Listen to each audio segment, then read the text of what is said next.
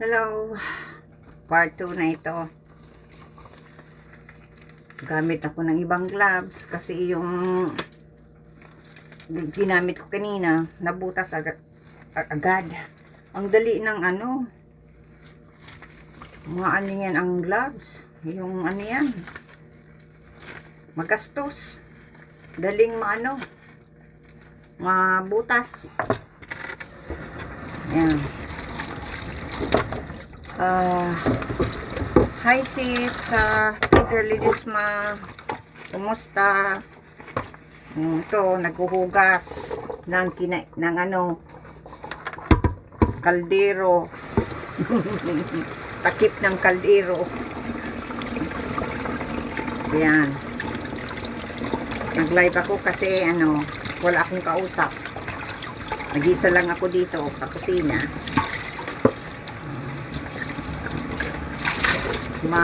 Na dito, mag 12 AM na. Kaya yan, ayokong yan, makita ang mahugasan kinabukasan, kaya ginuhugasan ko na.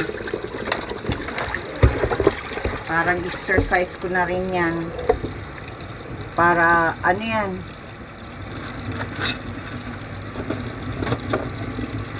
may gawain. Kung walang ginagawa, nakaka-bored. Yan. Maraming salamat pala sa write up na ginawa mo sa akin. Maraming salamat. Appreciate ko talaga. Thank you.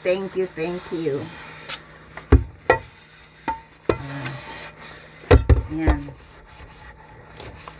Nakaano ako nakapambahay. So, kaldero. Kawali. Hinuhugasan ko kawali. Kasi nagluto ako kanina. Si nagluto. Si Binoy. Yan. Kaya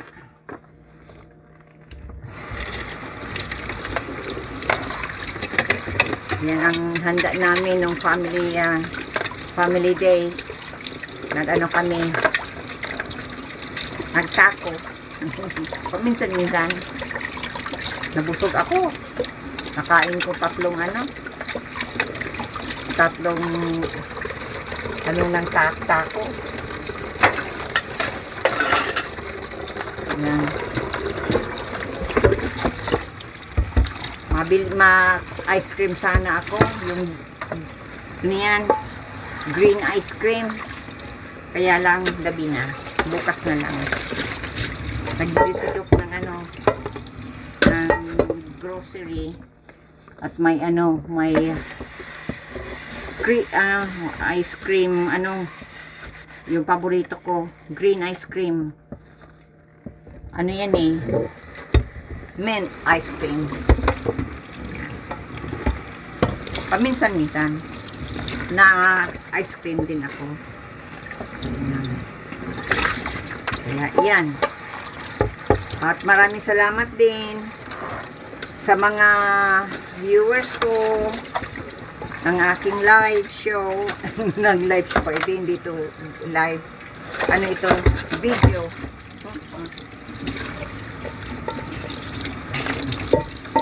Dati nagla-live show ako, kaya wala na.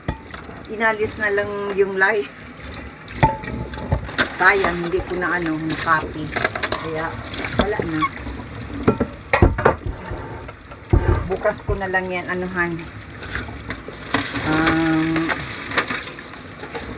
i-sort out. Kaya maraming salamat sa mga nanonood ng aking live, ng aking video. Maraming salamat. Appreciate ko talaga ang kabutihan nyo. Maraming salamat.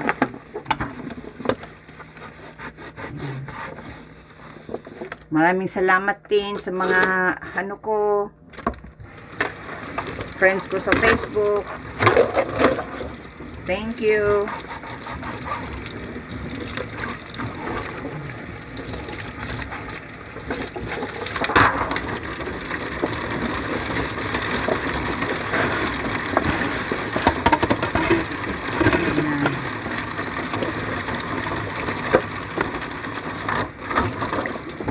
Yan, nanood ako ng pelikula ni ano, true story ng buhay ni Regala. Grabe, ano, sayang at wala na siya. Pusay pa naman yung mag-arte ni John Regala.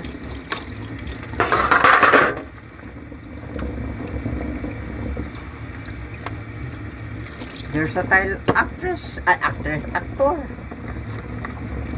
Magbida, mag-bad guy, ay talagang ano, mahusay.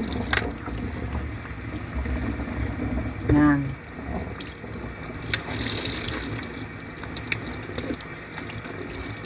Naduod ako ng mga pelikula sa YouTube. Pag wala akong ginagawa. Tapos yung kay Fernando Po Jr. Nanood ako.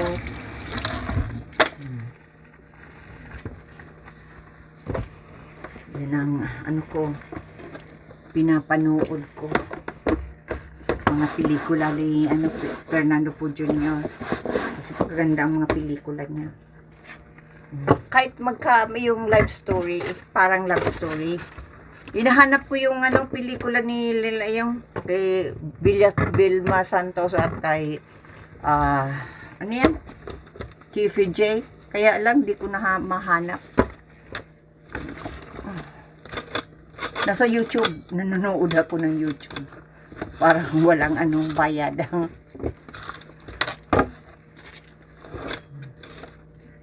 Nabayad lang kami sa monthly sa yan, cable. Yan.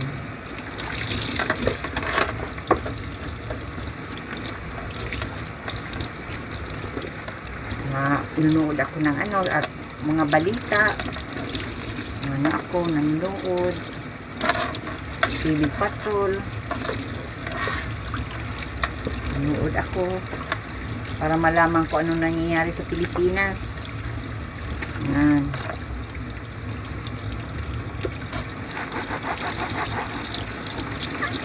Yan ito. Tapos na naman.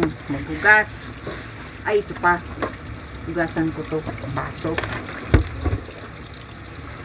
Kasi nadala ko ng hot water sa kwarto. At nainom ako ng tubig. Yan.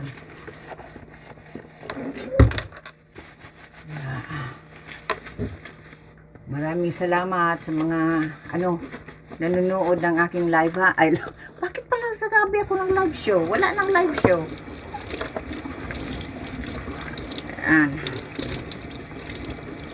Maraming salamat sa lahat na kabutihan nyo sa akin na nanonood kayo ng aking video. Thank you. Maraming sa mga subscribers ko sa sa Facebook. Thank you. Maraming salamat. Yan. Ay, may pala kasi nagbukas ako ng yan sa YouTube, sa Facebook na yung page tungkol sa mga write up ko. Hindi ko kalain may basher talaga ako, sobra. Ay, grabe mang lait. Mabuti nga hindi na ako naapektuhan dati. Oo, naapektuhan ako ka mga panglalait. Eh, grabe, below the belt. Tapos sabi sa akin 70 years old na daw ako. Tapos nagpapaano pa daw ako yung mga mga write up siguro kung yan. Pagkatapos mag-alaga na lang daw ako ng ng apo ko. Sobrang galit sa akin. Hindi ko alam kung bakit. Siguro, ano yan? Nagsiselos. Kasi hindi siya, grabe galit sa akin. Ano yan? Fake ang pangalan niya. Kasi nahanap ko sa, sa Facebook. Fake. Ay, grabe ang galit sa akin. Oh my God. Ay, grabe talaga. Matagal na pala yung nakapost sa ay, pinayaan ko lang. Hindi ko. Dati naapekto na akong mga kapang pag lalait sa akin. Mga haters ko. Pero ngayon hindi na ako apektado. Natawa na lang ako. Siguro gusto rin niyang sumikat. Kasi yan. Wala naman daw akong pelikula. Kung ano-ano. Hindi naman daw ako sikat. Ay, natawa na lang ako. Fake account niya.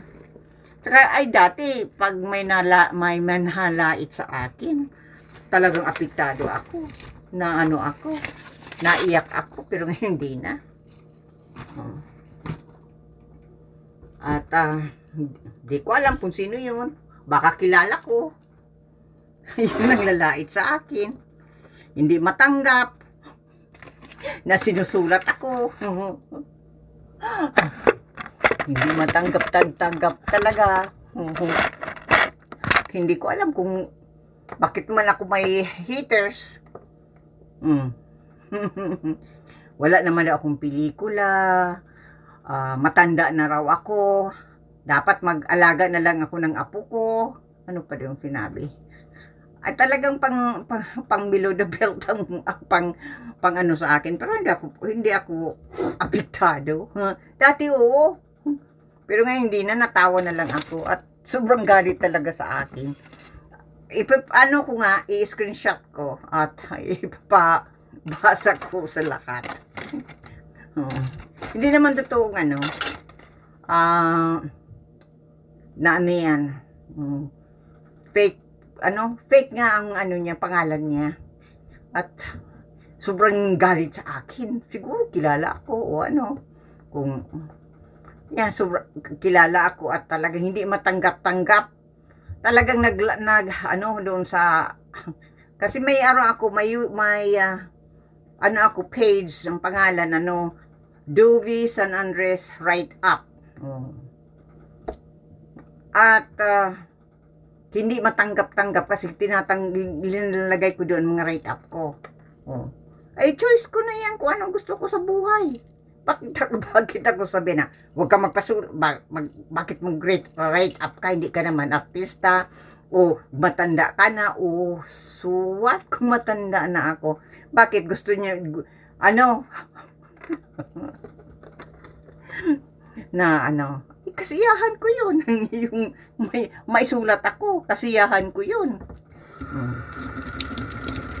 Pag wala na ako, nandyan sa sa YouTube, nandyan sa sa page, yung Duvy San Andres Write Up. Ay hindi matanggap-tanggap. Matanda na raw ako, 17 na. Mabuti pa sinabi ko, na ako, 80 na. Kaya lang ayokong patulan. Kasi ayan ang mga ugali ng narcissist. Wala yan wala yan remorse, wala guilty conscience, at mga haters yan.